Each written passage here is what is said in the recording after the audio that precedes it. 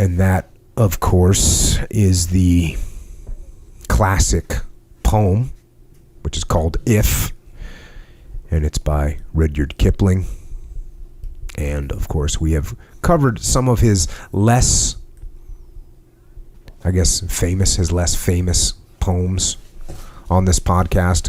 We covered infantry columns, which a lot of people don't know the name infantry columns, but that's the poem that talks about boots. Moving up and down. Yeah, that one. We read The Young British Soldier, which is about Afghanistan. We read a bit of Tommy. And, of course, Kipling was an incredible writer.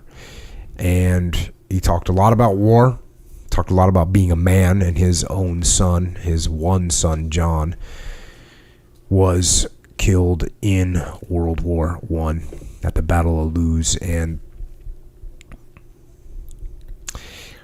these are great poems. And I recently read a poem called Mental Cases by Wilfred Owen. And when we got done with that podcast, I actually said I should have read it again. And I didn't. I just said, hey, go back to the beginning and listen to it again. But I should have actually picked it apart a little bit. Because it's kind of like what I said about Shakespeare when we did Henry V.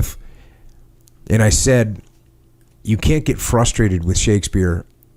You can't think that you're just going to read Shakespeare and just get it. It just doesn't work that way. There's more to it than that. There's more depth there. There's words you might not know. There's references that might not be obvious.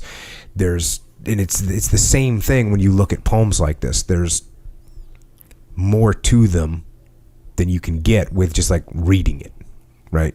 There's layers. Is what we're talking about.